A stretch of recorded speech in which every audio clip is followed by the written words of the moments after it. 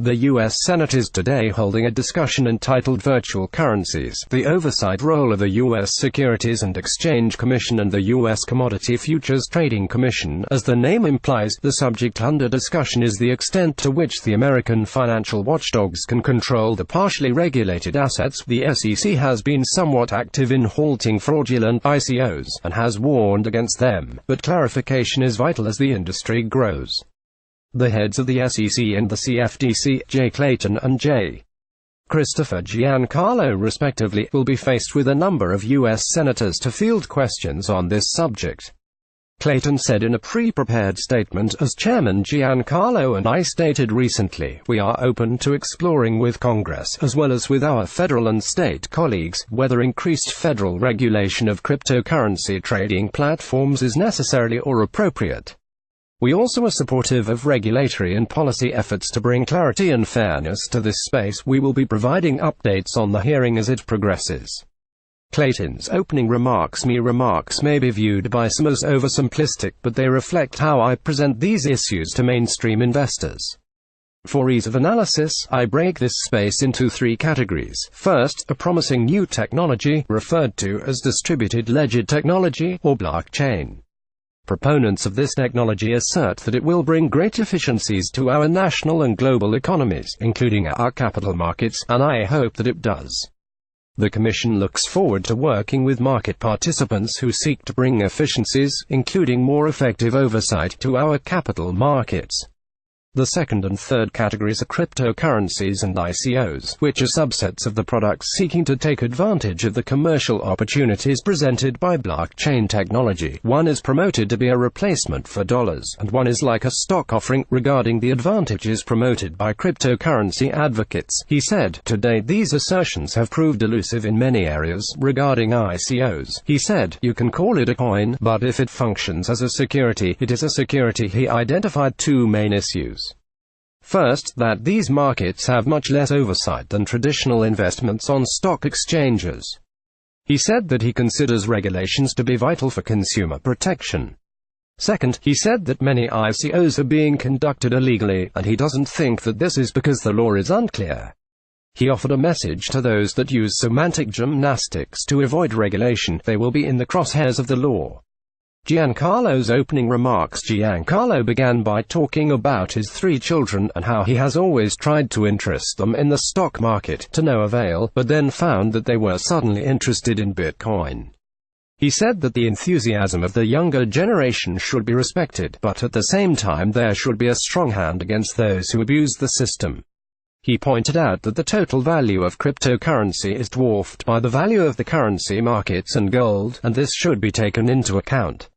He said, we've never conducted this much outreach for any other financial product. He also urged all agencies involved to work together, and emphasized strong enforcement against charlatans.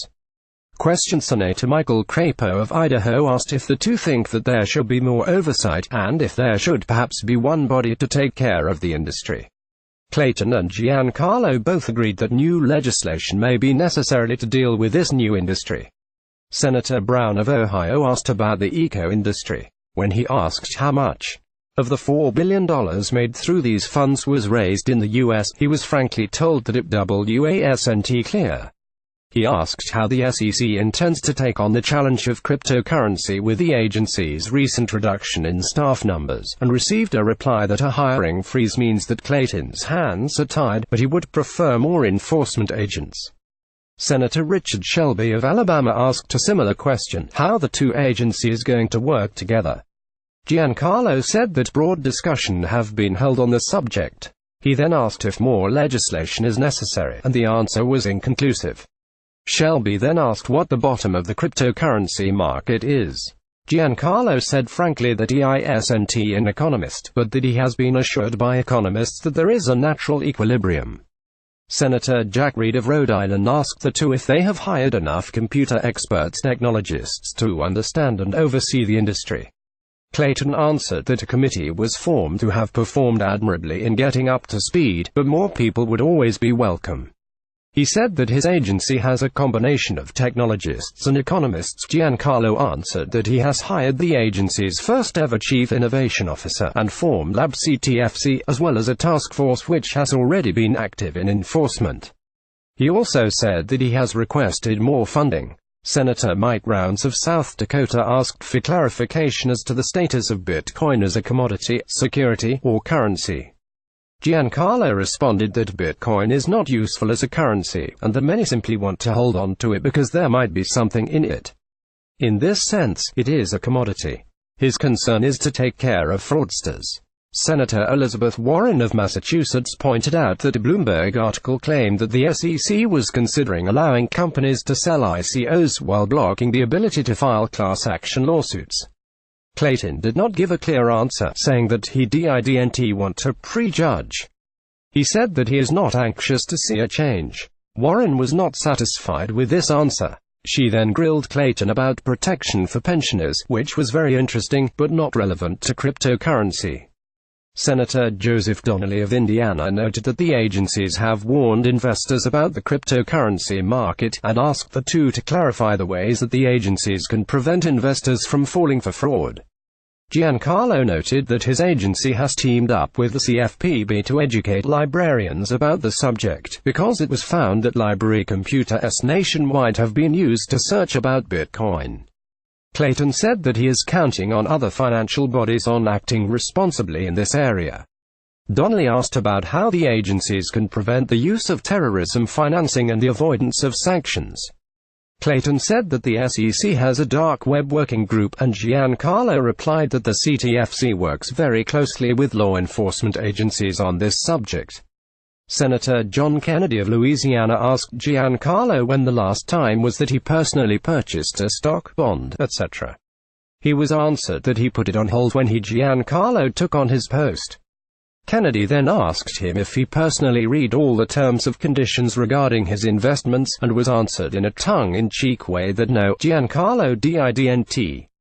Given this, he pointed out that most investors probably don't read up on the things that they are buying, so what's the point in requiring disclosure about cryptocurrency investments if nobody's reading? If they asked a philosophical question, how far do the regulators think that the government should go in protecting people from themselves? What is the point in warning people, if they themselves aren't willing to make the effort? He pointed out that some countries have banned the industry, and that the only people that profit from this system are lawyers. Clayton answered that the law was good, but disclosure could be improved. Senator Mark Warner of Virginia said, "I think we may be on top of something that is transformational, and that the world is close to a systemic level of event, and if FSOC should be involved." Clayton answered by reaffirming that a distinction needs to be made between ICOs and cryptocurrencies. He said that ICOs should be regulated as securities. End of story. Giancarlo agrees that there is so much more to be done. Senator Tom Cotton of Arkansas asked about the regulators' thoughts on the underlying value of blockchain technology. Giancarlo said, "It's important to remember that if there were no Bitcoin, there would be no distributed ledger technology." He said that the applications of the technology range from huge potential to streamline the finance industry, to charity and how refugees are handled, to unbanked populations around the world. He mentioned the recent shipment of soybeans paid for with Bitcoin. Cotton then asked about volatility and what drives it. Giancarlo said that regulators are used to volatility, and that is the reason that futures products exist. Clayton said that he doesn't really know what is driving it. Senator Bob Menendez of New Jersey asked about cryptocurrency being used to evade U.S. sanctions. He asked under what circumstances would the SEC and FTC take action on this subject. Giancarlo answered that his jurisdiction would be very limited, as his authority is connected with enforcement regarding fraud and manipulation. He said that in this area, the two regulatory agencies most greatly differ. He noted that both he and Clayton are part of a task force that was put together by the Treasury Secretary that includes the Fed and FinCEN. He said that he looks forward to asking that very question at the next meeting. Menendez then asked what is being done to protect investors in the case of celebrities promoting cryptocurrencies. Clayton answered that his agency has warned people that if they promote securities, they are taking on a liability, and that seems to have cooled this trend down somewhat. Senator Catherine Cortez Masto of Nevada asked about companies jumping into blockchain technology to pump up their stock prices.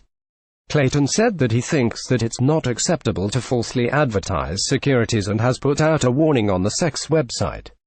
Cortez Masto then asked what the agencies can do for investors who have lost the money, citing hacks such as Mt. Gox.